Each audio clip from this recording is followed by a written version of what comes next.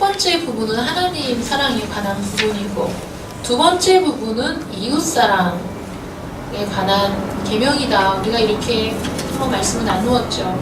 그런데 무엇을 하라 하지 말아라, 이 방식이 너무 구식이 아닙니까? 아니면 하나님의 말씀을 다 지킬 수 없는데 율법을 우리에게 주신 이유는 무엇입니까? 이렇게 질문하는 사람이 많은데, 다시 한번 짚고 넘어가자면, 여러분, 하나님의 율법을 지킴으로 구원을 받는 것은 아닙니다. 그렇죠? 율법을 온전히 지켜서 구원을 받을 사람도 없습니다. 하나님의 율법을 온전히 지킬 수 있는 능력이 우리 안에 없고 온전히 지킬 수도 없어요. 그런데도 하나님이 율법을 주신 목적이 무엇이냐면, 그 율법은 우리가 죄인이라는 것을 깨닫게 하신다는 거예요. 그 율법을 통해서 우리가 정말 죄인이구나, 정말 하나님이 원하시는 의로운 삶을 살기에는 우리는 턱없이 부족하구나 하는 것을 깨닫게 되는 겁니다. 그러면 율법을 폐했느냐, 율법을 아예 없앴느냐? 아니라는 거예요. 주님께서 내가 율법을 폐하러 온 것이 아니요 율법을 완성하러 왔다, 이렇게 말씀하시거든요. 그래서 우리가 율법 중에 율법 가운데 율법을 행함으로 구원을 받는다는 것은 아니라는 거예요. 율법은 그런 용도가 아니라는 거예요.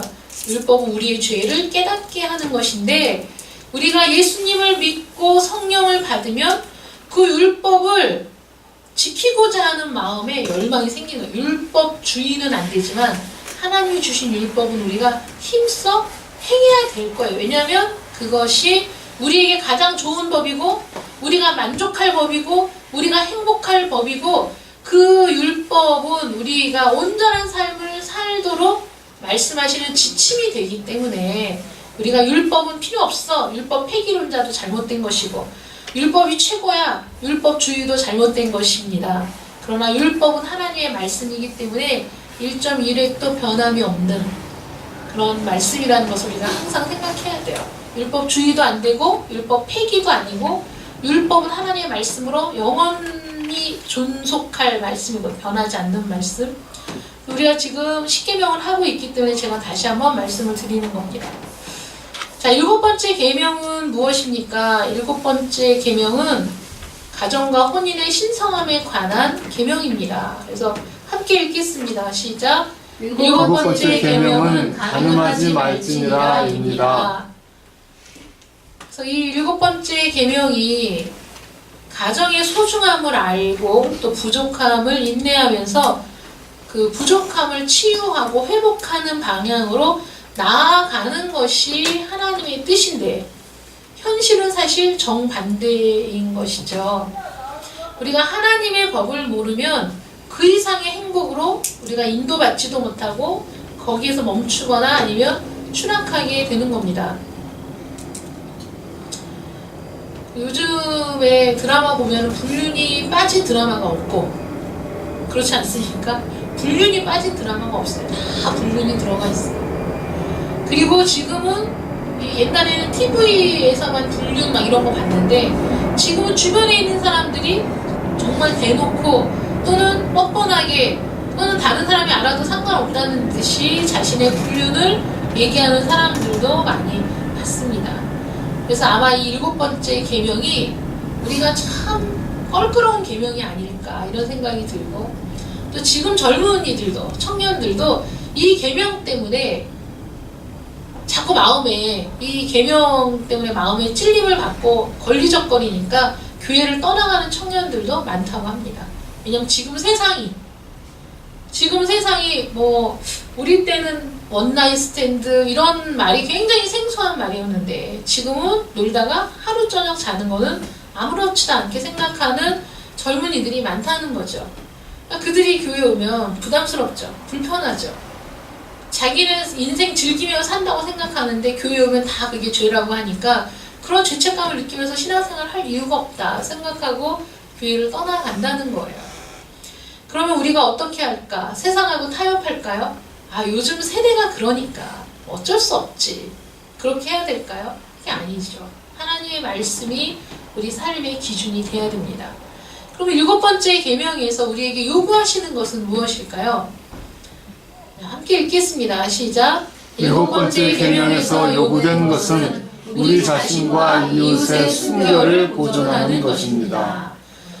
우리 자신과 이웃의 순결을 보존하는 것이 어떤 영역에 있어서? 우리의 마음, 우리의 말, 행동에 있어서 우리 자신과 이웃의 순결을 보존하는 것이 요구되었다는 거예요. 간음하지 말라라는 계명이 나 혼자서가 아니고 상대방이 있는 거는 누군가.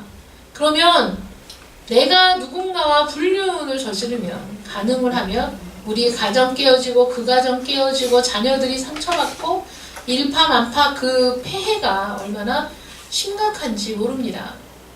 우리 성경 말씀 고린도전서 보이세요? 읽으실만 하신가요?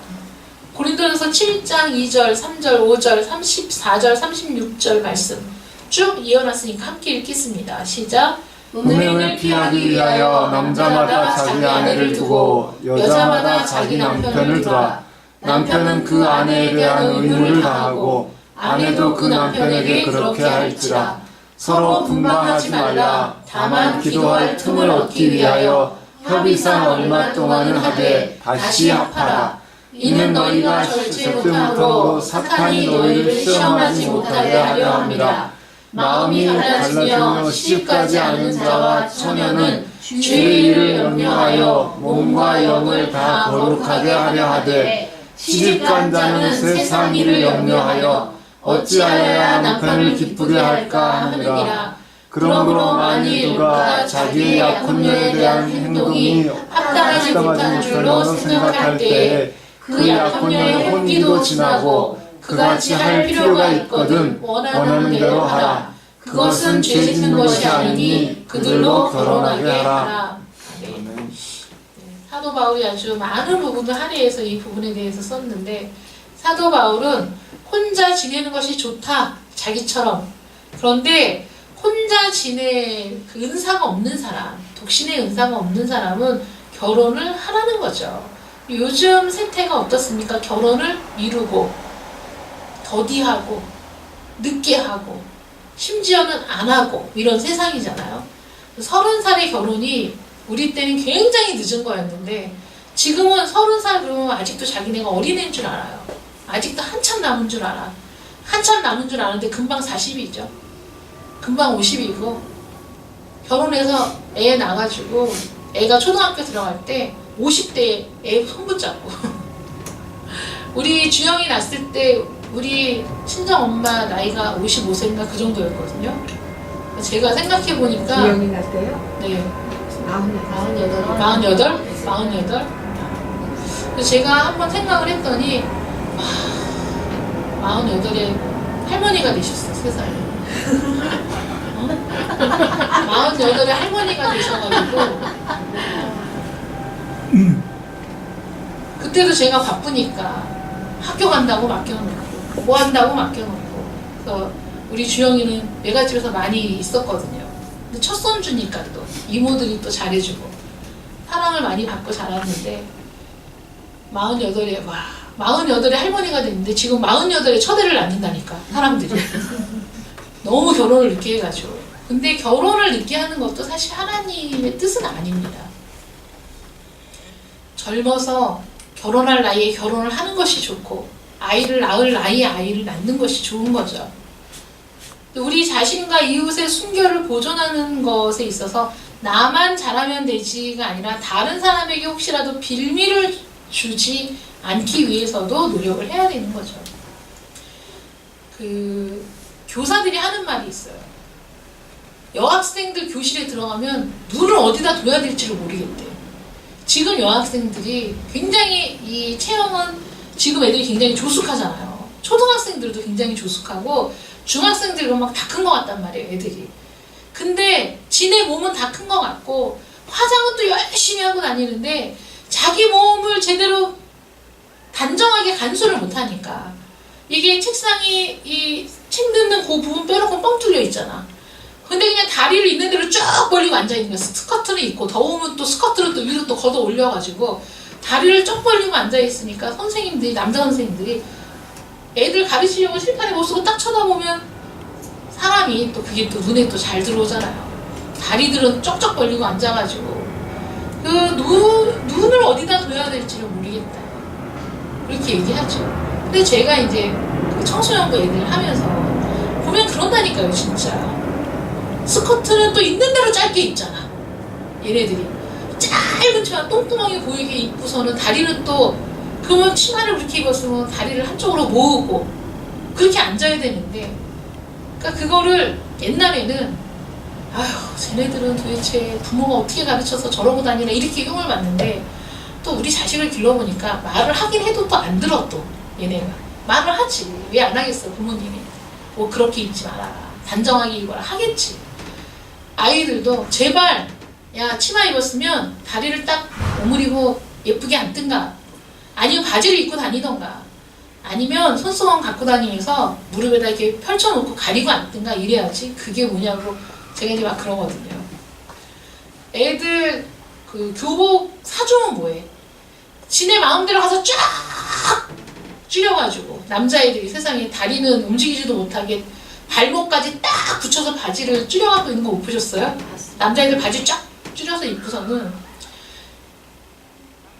그 도로가 넓은데 저쪽에서부터 그 도로를 가로질러서 그냥 교통 무시, 횡단보도 무시, 뭐 법규 무시, 지네 건너오고 싶을 때 건너오잖아요. 대각선으로 건너오는데 이 바지를 얼마나 딱 줄였는지 뛰는 게 꼭 그 일본 애들 그거 입고 뛰는 것처럼 빠바바 이러면서 뛰어오길래 내가 야 그게 무슨 멋이라고 세상에 보니까 바지를 얼마나 많이 줄였는지. 얘네들 바지가 신축성 있는 건 아니잖아요. 이게 양복기지라. 저쪽에서부터 뛰어오는데 진짜 꼴이 가관이더라 그랬더니 자기네들도 다 아니까 애들이 막 웃는 거예요. 제발 좀 그러고 다니지 좀 말라고 얘기하죠. 교회에서도. 근데 지네 보기에 그게 멋있어 보이니까 안 듣는 거지 그거를. 그놈의 치마는 똥구멍이 보이게 줄여놓고 거기에다가 또 뭘 두르고 다녀 또. 담요를 또 두르고 다녀. 근데 그게 뭐 하는 짓이냐고. 지금 무슨 노숙자도 아니고 담요는 또 왜 휘감아갖고 두르고 다니냐고. 이게 지네는 멋이잖아 이렇게. 그러니까 이 세대를 본받지 말고잖아. 하나님의 말씀은 항상 이 세대를 본받지 말고예요. 그러면 우리가 생각할 때 아휴 요즘 것들은 진짜 말도 더럽게 안 들어먹고 막 이렇게 얘기하죠. 소크라테스도 그렇게 얘기했다니까. 요즘 젊은이들은 버르장머리가 없고. 소크라테스 이전의 사람들도 문서에 보면 요즘 젊은이들은 예의가 없고 막 이렇게 나온다고요. 젊은이들은 다 그런가 봐. 시대별로. 근데 이 세대가 그래. 이 세대가 지네 나름대로 지네 기준대로 살아. 아까 장모님 기도하신 것처럼 말씀하실 때처럼 자기 그 시대의 왕이 없으므로 자기 소견에 옳은 대로 산다잖아요. 그게 모든 사람들이 자기 소견에 옳은 대로 그냥 사는 거예요. 자기가 살고 싶은 대로 사는 거야. 이런 세상에서 말씀대로 사는 것이 얼마나 어렵습니까? 힘들죠. 아이들도 그러죠. 아이들도 저는 저희 집에서 욕을 안 하니까 우리 아이들도 당연히 욕을 안 할 줄 알았죠. 얘네들이 어디 가서 그런 걸 배우겠어. 근데 유치원에서도 배우더라고. 욕을 배워갖고 어느 날 욕을 하는 거예요. 근데 정말 충격받았다니까요. 세상이 무너지는 줄 알았어. 야, 내 자식이 욕을 하다니. 왜 욕을 하니? 얘네가 욕을 안 하면 대화에 낄 수가 없대네. 또 이 세상이 욕을 안 하면 낄 수가 없대. 그놈의 18은 시작할 때 붙이고 끝날 때 붙이고 중간에 붙이고 무슨 대화 한마디를 하고 그 18이 그냥 계속 나오잖아요. 진짜 욕을 많이 하는 거야 애들이. 근데 그게 습관이 돼가지고 심지어는 청소년부 캠프를 갔는데 얘기를 하다가 목사님이 있는데 지네가 얘기하다가 자기도 모르게 그 18 이게 나오는 거예요. 해놓고서 제 눈치를 보는 거야. 해놓고서. 근데 없으면 얼마나 심하겠어요. 애들한테 한번 얘기를 해줬지. 그 욕이 얼마나 더러운 욕인지 아냐고. 그 욕을 들으면서도 웃는 게 너무 신기하다. 남학생 여학생 교복을 입고 교복을 입었어도 요즘 애들이요. 교복 입었어도 끌어안고 길거리에서 서로 끌어안고 있고 별짓을 다 하잖아요. 아이들이. 근데 교복을 입고 둘이 손을 붙잡고 걸어가는데 남자애가 무슨 얘기를 해봐. A 18년 이렇게 얘기를 한 거예요. 근데 좋대! 그래가지고 야 제발 그게 얼마나 더러운 말인데 그런 말을 듣고도 웃고 지나가는 애가 얼굴만 이쁘면 뭐하니. 정말 너무 불쌍해 보이더라. 얼마나 더러운 욕이에요. 좋아한다면서 좋다고 지내는 만나는 데이트하는 거잖아. 좋아하는 사람인데 사랑하는 사람인데 그렇게 욕을 해? 그건 있을 수가 없는 일이지. 이 세상이 그렇게 타락하고 오염되고 부패하고 자기 소견에 오른 대로 살아가는 세상에서 만약에 정말 독실한 크리스찬인 학생이 욕을 하지 않아. 그리고 바른 말을 써. 그러면 아이들 사이에서 대화에 끼지도 못하고 그런 손해를 감수해야 되잖아요. 그러니까 아이들이 믿음이 없다기보다 믿음은 있지만 아이들끼리 어울리면 거기에서 자기가 크리스찬으로서 살 결단을 못하는 거예요. 그래서 아이들의 생활이 이중적이 되고 삶과 믿음이 분리되고 이런 생활을 하게 되거든요. 그러다가 청년이 되면 그때는 정말 더 깊이 세상으로 들어가서 교회에 오면 마음에 부담이 되고 양심에 걸리고 이러니까 교회를 멀리하게 되는 거예요. 그래서 우리가 하나님의 말씀을 따르는 것이 하나님의 말씀대로 살면 복받아! 이게 다가 아니야. 복은 복이지만 현실에서 힘들고 어려운 일을 만날 수 있어요. 말씀대로 살면. 그래도 하나님의 말씀을 선택하고 사는 것이 우리에게 진짜 복이라는 것을 알아야 되거든요. 그것이 정말 좋은 거라는 걸.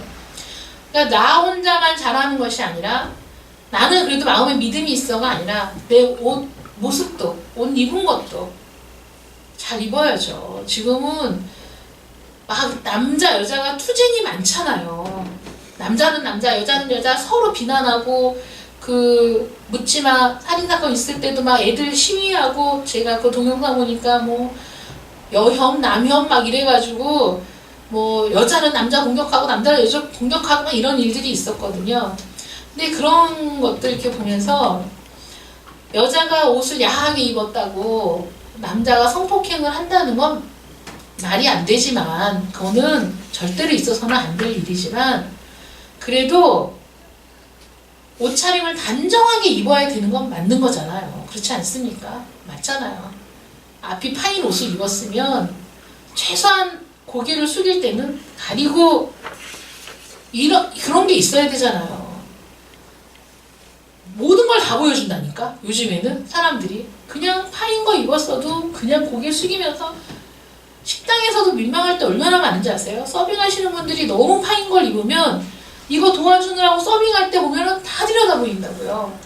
그런 일들, 다른 사람에게 그런 상상을 유발하는 그런 것들은 하지 않는 게 좋은 거죠. 우리 그리스도인들은. 그래서 5번째 계명에서 금지된 게 무엇이냐면 5번째 계명에서 금지된 것은 명예를 무시하고 의무를 이행하지 않는 것입니다. 아이고. 잠시만요. 저장이 안 됐네. 잠깐만요.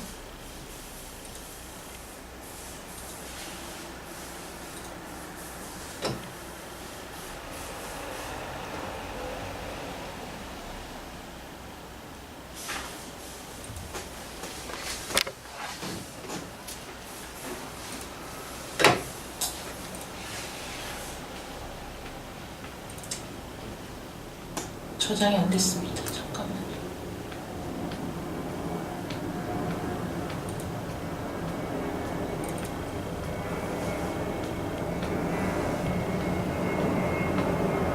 죄송합니다. 어제 분명히 작업을 해가지고 저장을 해놨는데 뒤에 저장이 안 돼 있네요.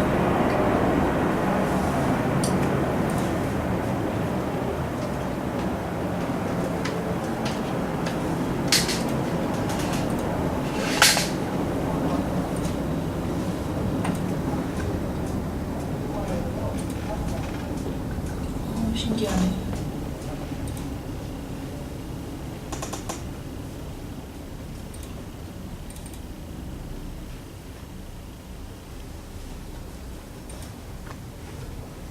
날라갔네요.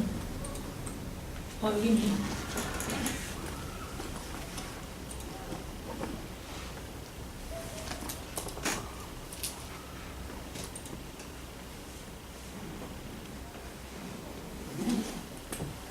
파일이 잘못됐네요. 이게 맞습니다.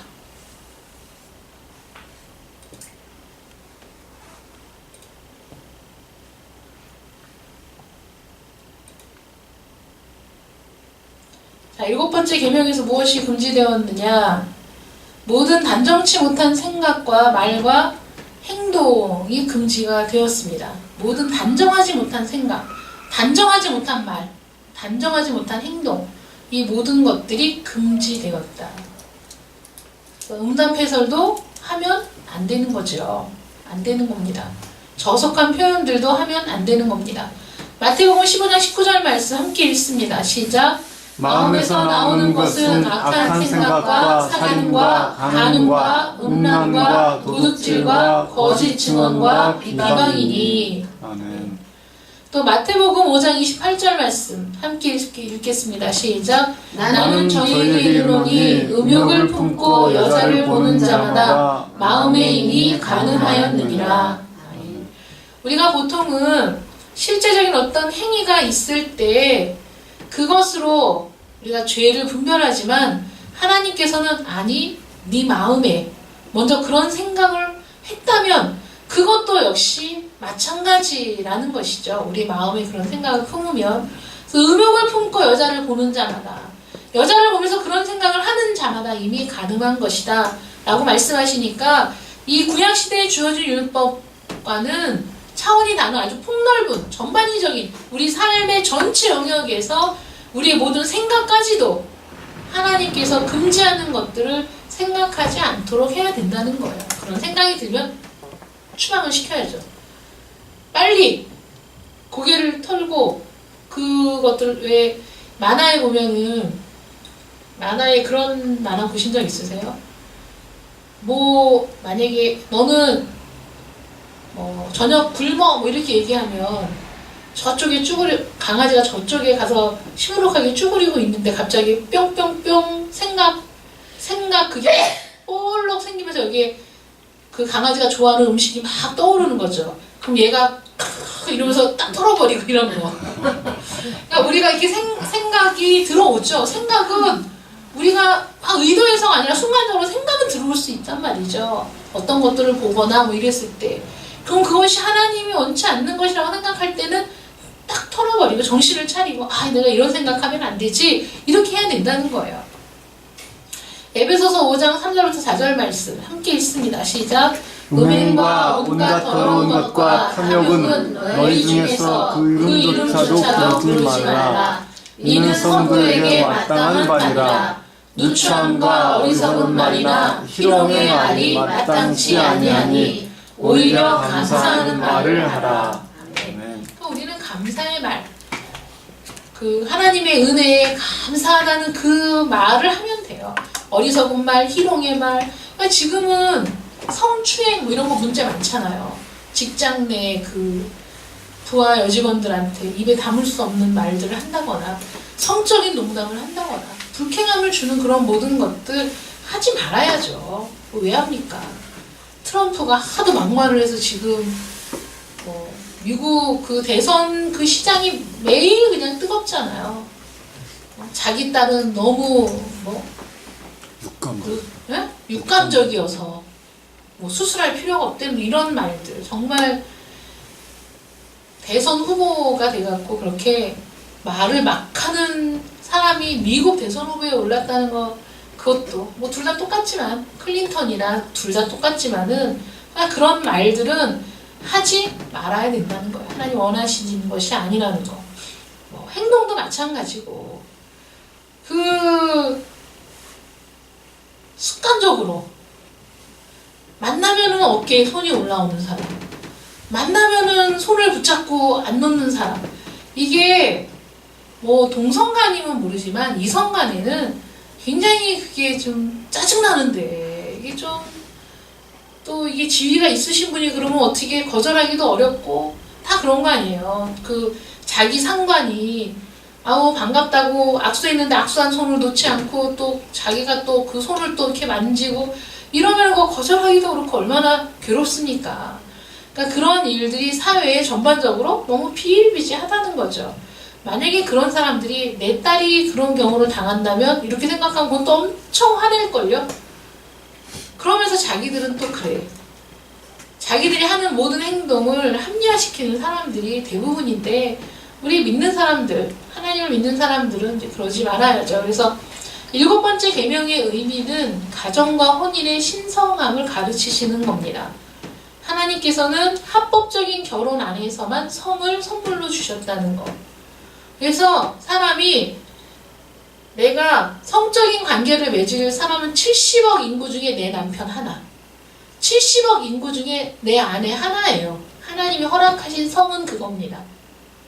그 합법적인 결혼이라는 테두리 안에서 성을 주신 그것은 우리가 하나님의 은혜 안에서 누리고 즐거워하고 살아야 되지만 그 외의 모든 관계는 불법적인 거라는 거죠. 그래서 동거, 요즘 애들 동거 많이 하죠. 프랑스는 동거하는 비율이 거의 100%에 가깝대요. 동거를 몇십 년 하다가 결혼하는 거예요, 얘네는. 결혼 안 해도 상관없어. 근데 여러분, 이 결혼이 별거 아닌 것 같아도 결혼이 갖는 그 구속력과 그 효력이 얼마나 큰지 여러분들이 지금 애들이 몰라서 그러는 거예요. 결혼을 한 것과 안 한 것 엄청난 차이가 있습니다. 그것도 물 한 그릇 떠놓고 우리들이 결혼했어 하고 부모, 형제들 앞에서 서약을 한 거하고는 또 다릅니다. 그 결혼에 대한 책임감, 그 결혼에 대한 어떤 숭고함 자체가 인식이 다른 거예요. 그래서 합법적인 결혼을 하고 사는 것이 하나님의 법이고요. 하나님의 법이라고 하지 않아도 그렇습니다. 동거하다가 헤어지고 동거하다가 헤어지는 것이 그것이 합리적인 것 같아도 그 당사자들에게는 계속해서 치명적인 상처를 주는 거예요. 혼외정사 불법이죠. 동성결혼도 합법적인 결혼이 아닙니다. 하나님이 허락하신 결혼이 아니에요. 동거나 혼외정사나 동성결혼이나 한 남자와 한 여자가 만나서 합법적으로 결혼하는 것 외의 모든 것들은 불법입니다. 얼마간 살아보고 결혼하자? 안 됩니다. 얼마간 살아보고 요즘에는요, 막 그런 사람들의 이슈가 돼서 그런 사람들의 막 그 개인적인 이야기를 다룬 그런 프로들도 많잖아요. 좋아 보이죠? 좋지 않습니다. 저도 많은 사람들을 경험하면서 사랑이라는 걸로 모든 것이 포장되잖아요. 그런데 여러분 보세요. 조강지처라는 말이 괜히 생긴 게 아니에요. 조강지처라는 말이 아무것도 아닌 것 같은데 아무것도 아닌 게 아니에요. 어떤 사람이 불륜을 저질렀어. 자기 아내는 사랑하지 않는데, 자기하고는 안 맞는데, 이 세상에 불륜을 저지르는 모든 남자들이 다 그렇게 얘기한다니까요. 자기는 자기 아내는 마음에 안 들고 뭐 음식도 못하고 뭐도 못하고 자기가 이 세상에 가장 불쌍한 사람이고 자기 아내하고는 자기가 살 마음이 없고 이러면서 다른 여자를 만나잖아요. 사랑한대. 사랑해도 아무리 사랑한다고 얘기해도 자기 통장을 안 맡겨요. 자기 재산을 안 맡긴다니까. 그런데 그렇게 꼴보기 싫은 조강지처한테는 맡긴다니까요. 이 아이러니가 도대체 어떻게 설명이 되냐고요. 그리고 그 불안당 같은 남편에게 보약을 해주는 건 조강지처. 거기서 모든 걸 빼앗아 쓰는 불륜녀는 절대 보약 안 해준다니까. 나 진짜 신기해가지고. 그 돈은 다 받아서 써도 절대 그런 거 안 해준다니까요. 그런데 그 바람피는 남편 뭐가 이쁘다고 그 조강지처는 또 보약을 해서 먹여 또. 그래서 내가 참 이 세상 사는 게 진짜 신기하다 이런 생각을 했거든요. 그리고 정말 남편을 생각하는 건 조강지처예요. 사실은 또 정말 남편을 생각하는 건 조강지처야. 그리고 첫 결혼을 하고 함께 아이를 낳은 그 아내는요 그냥 모든 걸 다 주잖아요. 남편이 모든 걸 다 맡기고 모든 걸 주잖아요. 그런데 그 다음에 뭐 불륜 막 사랑한대, 뭐 없으면 못 산대. 그래도 절대 그렇게 하지 않아. 신기하더라니까요. 제가 아는 사람도 그런 사람이 있잖아요. 엄청나게 큰 건물을 샀어. 거의 막 6, 70억짜리 건물을 샀는데 자기 조강지처하고 자기 이름으로 그거를 묶어놓는다니까. 사랑하는 이 여자 이름으로 안 해준다니까요. 정말 신기하죠. 그리고 사랑한대 또. 그놈의 사랑은 무슨 사랑인지 모르겠지만 여러분 이 세상에 하나님을 두려워하지 않는 사람들도 그렇게 사는 거예요. 그러니까 우리가 하나님의 법대로 사는 것이 우리에게 가장 큰 행복입니다. 사실은. 그래서 이 7계명은 우리의 거룩함을 위한 지표가 돼요. 살면서 지켜야 할 규범이 되는 것이죠. 말씀을 따라 살아가려는 처절한 몸부림이 있어야 우리가 그 갈등 상황 속에서 승리를 경험해야 계속해서 말씀을 따라 살아가는 사람이 되는 겁니다. 그래서 요즘에는 이혼이 죄다. 카톨릭 같은 경우에는 이혼이 죄이기 때문에 절대 이혼하면 안 된다 이렇게 얘기하는데 우리 개신교에서는 예수님께서도 간음했을 경우 이혼 허락해주죠. 간음을 했을 경우 이혼 허락해주고 어떤 분은 두들겨 맞아도 살아야 된다 이렇게 얘기하는데 저는 그건 좀 반대입니다. 왜냐하면 생명의 위협을 느끼면서 같이 사는 거는 결혼이라는 제도를 위한 것이지 사실 그 사람을 위한 건 아니잖아요. 보호받아야 되는데. 그래서 그런 부분들에 있어서 정말 이 세상에 법적으로도 허용이 안 되고 사람들이 상식적인 선에서 생각을 해도 도저히 살 수 없다고 인정되어지는 그런 경우에 특별한 경우를 빼놓고는 사실 요새는 우리나라가 이혼율이 3분의 1이 넘었대요. 외국 같은 경우에는 50%가 넘은 건 벌써 옛날이고요. 프랑스 같은 경우에는 70% 정도 된대요. 이혼율이. 그렇기 때문에 외국에서는 이혼하고 새엄마랑 살거나 새아빠랑 사는 경우는 이미 굉장히 흔해진 거고요. 이제 그걸 넘어서가지고 가족관계가 막 복잡해지는 경우가 지금 막 생겨나고 있거든요. 근데 우리 하나님의 말씀을 따라야 되는 사람들이 될 수 있으면 이혼을 하지 않는 것이 옳은 방향인데 정말 불가피한 경우에 보호받아야 할 상황이 됐을 때는 할 수 있지요. 그러나 그 모든 일에 있어서 항상 하나님의 말씀이 우리 모든 결정의 지표가 되고 규범이 돼서 하나님의 뜻 안에서 이루어져야 된다는 것이죠. 그래서 그 모든 일에 있어서도 결혼을 하든 이혼을 하든 어떤 일이 있든지 간에 항상 지켜야 할 룰이 있고 선이 있다는 것은 명심을 해야 되는 거예요. 그래서 모든 것이 이 세상에서 사는 동안에 법이라는 것이 이혼을 했고 그 다음에 재혼을 하는 과정에 있어서도 그리스도인들이 그 모든 선을 분명하게 지키는 것이 중요하고 또 지금 젊은 아이들이 일단 동거해서 살아보고 결혼하자라는 그런 사고방식에 있어서도 우리는 항상 경계를 멈추어서는 안 되는 것이죠. 성을 통해서 가정제도가 유지되기를 원하시는 우리 하나님의 뜻에 따라서 가정과 결혼이라는 테두리 안에서 바르게 성이 사용될 때 그것이 축복이지 그 외에는 축복이 아닙니다. 하나님께서는 간음의 죄, 실제로 실행에 옮긴 그 죄 자체뿐만 아니라 그 원인도, 기회도, 효과도, 전제도 다 금하는 계명이라는 거예요. 그 원인까지도, 원인을 제공하지도 말고 또 그런 일들을 받았을 때 불륜의 심리학이라는 책이 있어요. 여러분. 불륜의 심리학. 네, 거기 보면은 어떤 분이 이제 그런 부분에 대해서 써놨는데 불륜을 저지른 사람은 끝까지 그걸 못 버린다. 그거는 우리의 기우랍니다.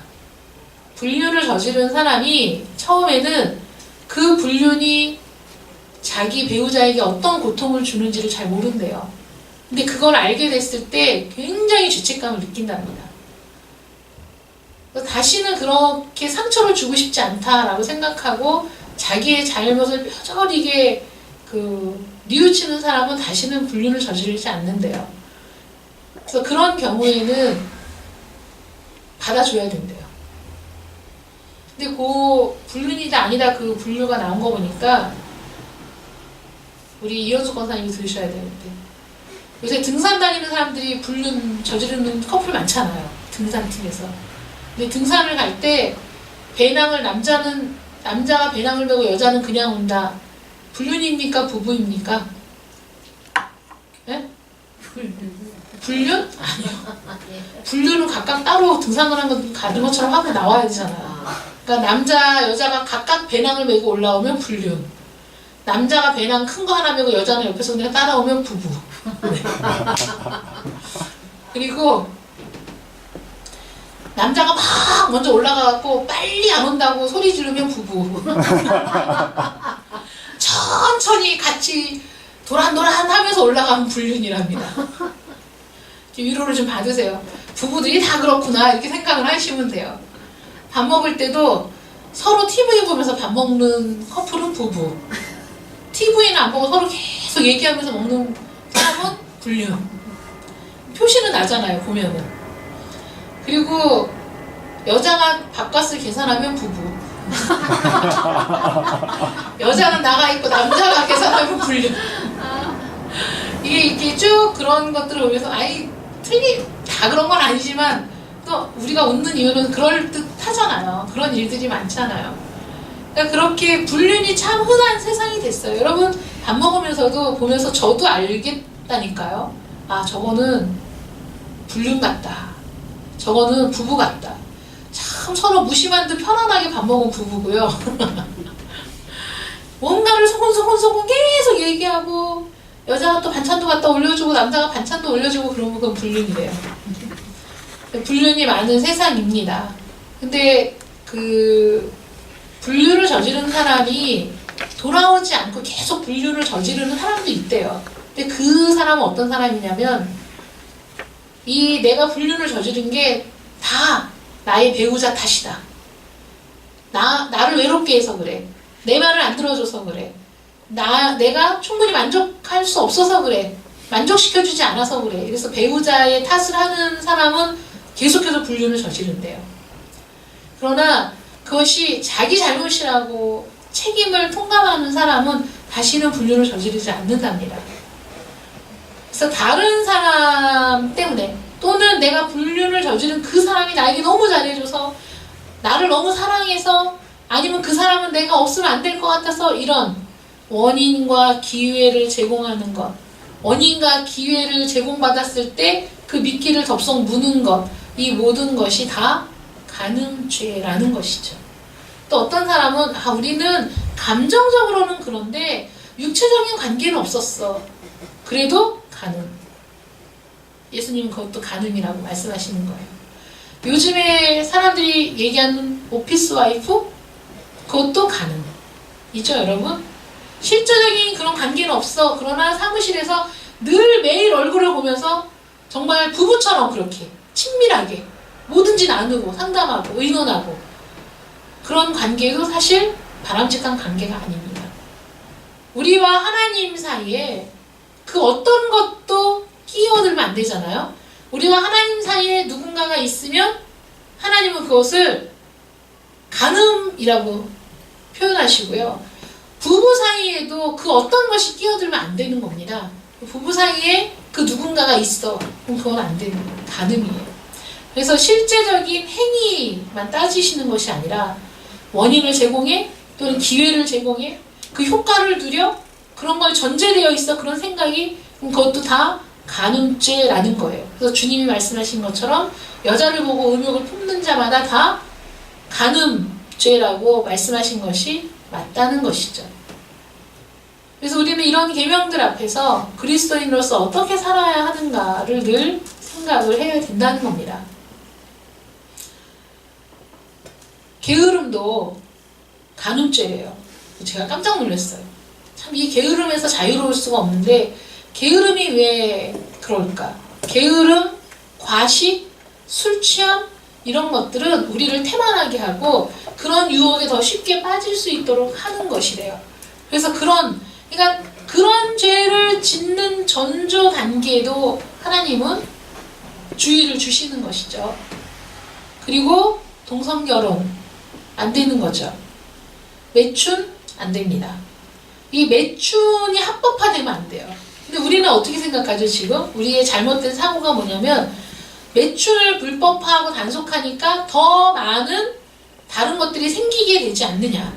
차라리 매춘을 합법화해라. 이런 요구들이 굉장히 많잖아요. 그러나 매춘 자체가 불법입니다. 하이 실종 패션. 민망하기 그지없죠. 제가 캐나다 갔을 때 진짜 완전히 딱 붙는 스타킹 같은 그 옷에 위 상의는 배꼽까지밖에 안 오는 그런 옷을 입고 걸어가는데 정말 민망했거든요. 지금은 자기 자신을 드러내 보여주는 게 멋이라고 생각하는지 모르지만 이건 아름다운 게 아닌 것 같아요. 그런 거는 적나라한 그런 것들이 하이 실종 패션, 우리 옷차림도 단정하게 입어야죠. 그래서 7계명 관련 나눈 주제들이 지금 이렇게 나와 있습니다. 술 취함. 술 취함은 방탕으로 가기가 쉬운 거예요. 이혼. 될 수 있으면 정말 어쩔 수 없는 그런 상황이 아닐 때에는 이혼하면 안 되고 이혼 얘기도 하면 안 되고 아이들이 가장 무서운 말이 이혼이라는 말이래요. 부부싸움 하면서 뭐 이혼해 이런 얘기하면 아이는 혼자 방에 가서 엄마 아빠가 이혼하면 어떡하나 이렇게 뭐 힘들어 한다는데 정말 이혼할 생각 아니면 이혼이라는 말은 입 밖에도 꺼내지 마십시오. 입 밖에 꺼냈으면 그냥 당장 법원으로 가세요. 제가 항상 얘기하잖아요. 할 거 아니면 절대 말하지 마라. 정말 실행에 옮길 일이 아니면 그 얘기는 하지 말아라. 제가 우리 장모님한테도 그 얘기 했는데 결혼하고 나서 정말 이혼할 생각 아니면 아무리 싸워도 이혼이라는 말은 하지 맙시다. 만약에 그 말이 나오면 그냥 나는 그날을 바로 그냥 합니다. 그냥 이렇게 얘기를 했어요. 그냥 그런 말로 싸우는 거 정말 제가 원치 않았거든요.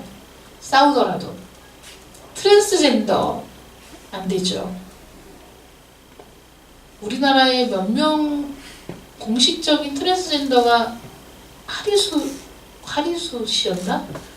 그 다음에 2호, 3호까지 나왔나요?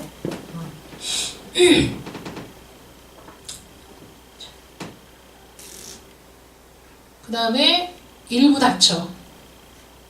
우리나라에 사는 그 이슬람 사람들은 떳떳하게 일부 다처로 쭉 다니던데 제가 그 미국 갔을 때 제일 인상 깊었던 게 이 이슬람 사람들 여행 온 거였거든요. 남자 하나에 여자가 넷? 막 이렇게 있는데 이 가방이 정말 키만한 그런 가방을 전부 다 하나씩 들고 그리고 쫙 그 검색대 이렇게 지나가는데 어마어마하더라고요. 일부 다처가 결코 행복한 게 아닙니다. 야곱이 자신이 살아온 인생이 험악하기 그지없었대요. 부인 4명이었잖아요. 힘든 삶이죠. 야한 옷차림 안 됩니다. 요즘에는 아주 참 이게 좋은 세상이 아닌 거예요. 별걸 다 찍어서 보내잖아. 뭐 먹방, 무슨 방, 아프리카 TV에서 그 먹는 사람 제가 한번 봤거든요. 먹방 그 방송하는 사람. 그거 먹는데 막 왜 돈을 주는지 모르겠어요. 먹는 거 보여주는데 막 별풍선 그 쏴주면 그 별풍선이 돈이라면서요. 그래서 그럼 내가 한번 해볼까 생각을 했는데 저는 거기에 축에도 못 끼더라고요. 정말 막 야리야리한 그 여자가 먹는데 어마어마하게 먹더라고요. 진짜로. 계속 먹어 계속. 야구르트도 그 5개짜리 한 줄로 들어있는 거 뽕뽕뽕뽕 뚫어갖고 한꺼번에 10병씩 막 야구르트를 10개 먹고 얘기하면서 그 다음에는 떡볶이를 먹어볼까요? 떡볶이 먹고 그러니까 그 방송을 하는 동안 계속 먹는 거예요. 근데 그 먹는 걸 보느라고 별풍선을 막 보내줘. 참 이상한 세상이죠. 너무 신기한 세상이에요. 거기에다가 그 이상의 막 이상한 것들도 보여주는 방송들이 버젓이 방영되는 이 세상이잖아요. 동거나 혼외정사. 어떻습니까, 여러분? 동거, 혼외정사. 우리 자식들이 만약에 동거한다. 그럼 어떨 것 같아요? 우리 결사가 안 되잖아요. 지금 지방대에 다니는 아이들이 생활하는 데 들어가는 돈을 줄이기 위해서 같이 동거하는 경우도 많이 있고, 또 요즘에 나온 게요, 방을 구하기가 비싸가지고 여러 명이 6명, 7명이 한꺼번에 공동적으로 살 수 있는 주거 형태가 요새 인기랍니다. 그래서 거실 공유, 주방 공유, 화장실 공유, 방만 각각 있는 거예요. 방만. 근데 그런 집이 있다는 뉴스를 들은 지 얼마 안 됐는데요. 제가 아는 어떤 분이 너무 돈이 없어가지고 그런 집을 알아봤대요. 그래서 거기에서 좀 살려고 계약을 하려고 했더니 방은 하나 비었는데 그 집주인 하는 말이 여기 사시는 분들의 동의가 있어야지 들어갈 수 있다. 내가 돈이 있다고 들어가는 게 아니라 그 방이 7개면 6개는 찼어. 하나가 비었어. 나 여기 들어가서 살게 해주세요. 또 주인이 마음대로 결정을 못해. 왜냐면 거기 사는 사람들에게 동의를 구해야 된대. 여러분, 이게 모르는 사람이 한 공간 안에서 같이 사는 거잖아요. 참 불편할 것 같은데, 지금 사는 사람들은 외국 드라마 같은 거 보면 그렇게 공동 주거 형태로 사는 게 드라마에 좀 많이 나오거든요. 그래서 그런지 우리나라도 그런 게 지금 많아지고 있다는 거예요. 그래서 월세를 내고 사는 거야. 넓은 공간에 넓은 거실, 주방을 공유하면서 자기네들끼리 그 안에서 규칙을 만들어서 단체로 생활하는 거거든요. 근데 이분은 나이가 50이 다 됐는데 거기서는 30대를 원한대네. 그래갖고 거기서 연락이 안 와가지고 못 들어갔대요. 지금 그렇게 주거 형태도 바뀌고 있어요. 또 포르노. 요새는 뭐 남자만 보는 게 아니라면서요. 포르노도 여자들도 본다면서. 여러분, 제발 누군가가 뭘 보내줬는데 보니까 이게 이상한 거야. 그러면 그냥 꺼버리고 삭제해버리고 그런 걸 보지 마세요. 눈으로 그런 거 자꾸 보고 듣는 거 좋지 않습니다.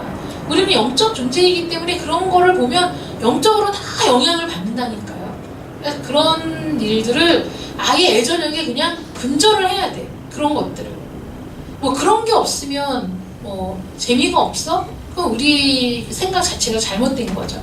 이런 부분들을 여러분들이 한번 생각을 해보시고, 간음하지 말라는 7계명이 우리 삶의 전반적인 부분에 우리가 알지 못하게 뿌리내려 있는 그 모든 것들에 대해서 하나님께서 뭐라고 말씀하시는지를 우리가 생각을 해봐야 됩니다. 우리 7계명에 대한 대요리 문답의 자세한 해설 나눠드린 거 한번 보겠습니다. 의무. 우리 전희정 집사님 한번 읽어보세요. 의무, 몸, 마음, 애정, 말과 행동의 순결함, 또한 우리 자신과 다른 사람들의 순결을 보존함, 눈과 모든 감각을 조심하는 것, 절제함, 순결한 친구와의 사귐, 의복의 단정함, 금욕의 은사가 없는 자들이 결혼하는 것과 부부의 사랑함과 동거함, 우리의 직업을 위해 부지런히 수고하는 것, 불결한 모든 경우를 피하고 거기서 오는 유혹에 저항하는 것. 네, 우리의 직업을 위해 부지런히 수고하는 것은 뭐냐면 우리 매일의 삶이 부지런하고 근면하고 성실할 때 그러한 유혹을 더 쉽게 차단할 수 있다는 것이죠. 여러분, 다윗이 밧세바와 간음할 때 밧세바는 있어야 할 전장에 나가지 않고 자신 혼자 왕궁에 앉아서 느긋하게 있다가 이런 죄를 짓게 되었습니다. 또 많은 사람들이 부지런하고 근면하고 성실한 삶 가운데 불륜을 저지르는 것이 아니라 다른 데 한눈을 팔고 또 다른 일에 신경을 쓰고 마음을 다른 데 두다가 그런 그 올무에 걸리게 되는 거거든요. 자, 금지사항 우리 이경희 집사님. 요구된 의무들을 소홀히 하는 것 외에 간통, 간음, 강간, 근친상간, 남색, 그리고 모든 부자연스러운 정력, 모든 불결한 상상과 생각, 목적, 예정, 모든 부패하거나 추잡한 대화를 하거나 이를 듣는 것, 음란한 외모, 무례하거나 가벼운 행동, 야한 옷차림, 합법적인 결혼을 금지하고 불법적인 결혼을 시행하는 것, 배춘을 허락하고 용인하고 보존하는 것과 그것에 의지하는 것, 독신 생활의 서역에 얽매이는 것과 결혼을 지나치게 미루는 것이며 동시에 한 명 이상의 아내나 남편을 취하는 것, 부당한 이혼을 하거나 배우자를 버리는 것, 게으름, 폭식, 술취함, 순결하지 않은 친구를 사귀는 것, 음탕한 노래, 책, 그림, 춤, 연극, 우리 자신이나 다른 사람들에게 음란하도록 도발하는 모든 것과 음란한 행위를 하는 것. 네, 이 모든 것들이 금지된 겁니다. 어떤 그 청년이 그런 질문을 했습니다. 춤이나 연극이나 또는 그림이나 이런 것들이 예술인데 그것마저도 금지해야 됩니까? 이렇게 질문을 했거든요. 요새 외설적인 문학 많잖아요. 외설적인 문학도 많고 또 연극에 있어서도 전라로 나온다든가 그러니까 뭐 자신의 나체를 그대로 드러내는 연극도 있고 심지어는 성행위를 하는 것을 그대로 노출시키는 연극들도 있습니다. 여러분 그것이 과연 예술이라는 이름으로 우리가 평가하고 받아들여야 될까요? 저는 그 부분에 있어서는 그 얼마나 함축적인 의미를 전달할 수 있는 것이 예술 아니겠어요, 여러분? 시가 여러분들은 시를 좋아하는지 모르겠지만 저는 시를 참 좋아했는데 시가 아름다운 것은 함축적인 의미를 담은 시어들을 선택해서 자신의 생각과 감정들을 표현해내는 그 아름다움 때문에 시가 아름다운 거거든요. 그러니까 시는 줄줄이 풀어서 쓰는 그런 게 아니잖아요. 짧고 간결하지만 그 안에 충분한 그 저자의 생각이나 감정이나 뭐 이런 것들이 표현되어 있는 것들. 그래서 시어가 굉장히 아름답고 이런 것들 읽으면서도 마음에 기쁨이 되는 시들이 있습니다. 여러분 예술도 사실 그런 다양한 경험이나 이런 것들이 응축되어서 그 짧은 지면에 또 짧은 한순간에 표현되어질 때 그것이 감동을 주는 거지 그런 표현들을 드러내놓고 보여주는 것 자체가 예술은 아니라고 생각합니다. 그래서 그런 것들을 예술이라고 생각하고 용인하고 가서 보고 듣고 하는 것이 하나님께서 원하시는 일은 아니라고 저는 생각하거든요. 여러분 그렇지 않습니까? 포르노를 예술이라는 이름으로 승화시켜서 그렇게 모든 사람이 볼 수 있도록 할 필요는 없지 않겠어요? 근데 지금 그런 일들이 너무 많은 거죠. 행위예술? 길거리에서 막 그렇게 하는 것들? 이런 것들도 예술이라고 부르는 사람은 예술이라고 할지 몰라도 우리는 하나님의 말씀에 입각해서 그것이 예술이 아니라 음란한 것이다.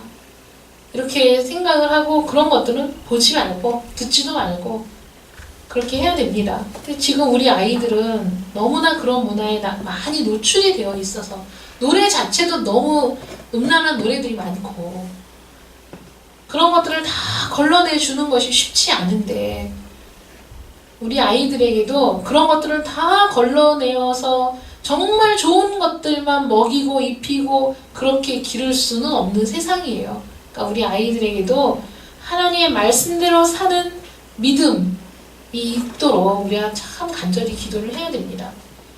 우리 자신이나 다른 사람들에게 음란하도록 뭐 도발하거나 뭐 이렇게 해보라든가 뭐 이렇게 입어보라든가 그런 요구라든지 그런 모든 것들도 다 안 되는 것이죠. 또 독신 생활에 서약이 얽매이는 것은 자신이 나는 독신으로 살겠습니다 라고 하나님 앞에 서약을 했는데 그 사람은 정작 독신의 은사가 없는 사람일 때 그 서약에 얽매이면서 고민하고 갈등하지 말고 결혼하는 것이 맞다는 거예요. 또 지나치게 결혼을 미루는 것도 좋지 않습니다. 어떤 분들은 막 10년 연애하고 결혼하는 분들도 있고 그러는데 참 신기한데, 어쨌든 결혼할 대상일 경우에는 결혼을 미룬다고 더 모든 것이 좋아지는 게 아니기 때문에 지혜롭게 계획을 세우고 결혼하는 것이 좋죠.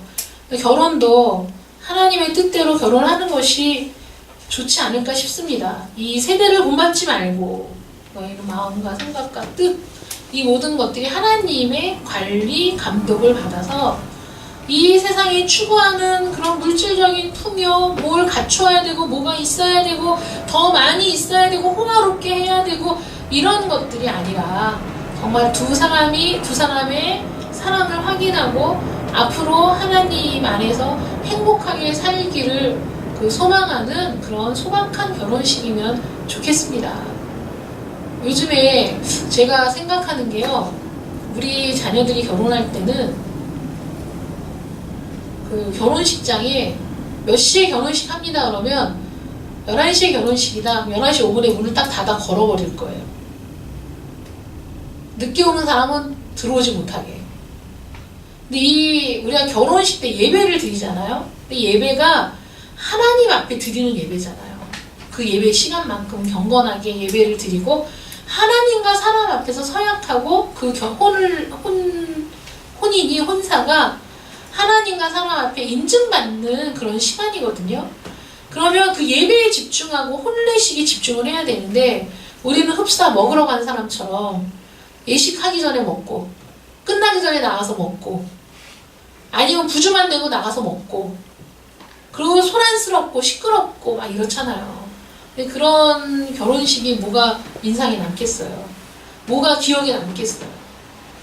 거기에다가 또 신랑 식구들이 있는지 신부 식구들이 있는지도 모르고 신랑이 어쩌니 저쩌니 못생겼니 키가 작니 뭐 이런 얘기도 혼인 식장에서는 사실 삼가해야 되는 말이죠. 외모에 대한 얘기나 뭐 이런 것들 또는 그 가족에 대한 얘기나 이런 것들은 혼례식장에서는 절대로 하면 안 됩니다. 그래서 그 혼례식이 하나님의 은혜 가운데 거룩하고 경건하게 이루어질 수 있도록 두 부부에게도 그 혼인의 의미를 다시 되새기는 그런 시간이 될 수 있도록 하는 것이 진짜 결혼식인 것 같아요. 너무 시끄럽고 막 그 앞에서 줄에 그 목사님 말씀이 무슨 말씀인지도 막 들을 수 없을 정도로 막 시끄럽고 정신없고 뒤쪽에서는 막 왔다 갔다 하고 들락날락거리고 그런 혼인 예식은 정말 하나님 앞에 드려지는 예식이 아닌 것 같아요. 그래서 경건하게 치루어지는 소박하고 아름다운 결혼식을 하면 어떨까? 저 혼자 이렇게 생각을 하고 있습니다. 여러분들도 그런 자녀들이 있으시니까 혼례에 대해서 한번 생각해 보시고 어떻게 하는 것이 우리 크리스찬답게 하는 것일까를 좀 고민해 보시길 바랍니다. 기도하겠습니다. 사랑의 하나님 감사합니다. 간음하지 말라는 7일 계명이 우리에게 많은 부분에서 우리가 조심해야 될 것임을 일깨워 줍니다. 하나님이 만드신 이 가정이 얼마나 아름답고 소중한 것인지 그럼에도 불구하고 우리는 서로 연약하기 때문에 상처를 주고 또 서로 서운해하고 또 때로는 가정의 위기도 있을 수 있습니다. 그러나 그 위기 때문에 또 서로 마음에 들지 않는 부분 때문에 또는 서로에게 상처를 주는 그 부분들 때문에 불륜이 허용된다는 것은 말이 안 되는 것입니다. 하나님의 은혜 가운데 가정을 치유하고 회복시키는 그런 일들을 감당할 수 있도록 주님 도와주시고 또 하나님 우리의 자녀들이 이 땅에 사는 모든 자녀들이 그 부모들 때문에 또는 이 세상의 이 약함 때문에 음란함 때문에 상처받는 일들이 없어지기를 간절히 원합니다. 우리 오직 예수교회 성도들 가정마다 하나님께서 지켜주시고 하나님의 은혜 가운데 바르고 또 말씀에 기반을 둔 가정들로 이루어갈 수 있도록 하나님 함께 하시며 저희들도 모든 생각과 말과 행동에 있어서 바르고 단정하게 할 수 있도록 도와주시고 다른 사람에게 어떤 일절 여지를 주지 않는 저희들 되게 하시며 어떠한 유혹이 우리에게 있다고 할지라도 단호하게 끊어버릴 수 있는 우리 모든 성도들이 되게 하여 주시옵소서. 아멘. 이번 한 주간도 이 말씀을 묵상하고 기억하면서 우리가 이 말씀을 지키고 이 말씀대로 살아가기 위해 버려야 할 것들과 우리가 또 굳게 붙잡아야 할 것들을 생각하고 기도하는 한 주간이 되게 하여 주시옵소서. 아멘. 예수님의 이름으로 기도드립니다. 아멘. 찬송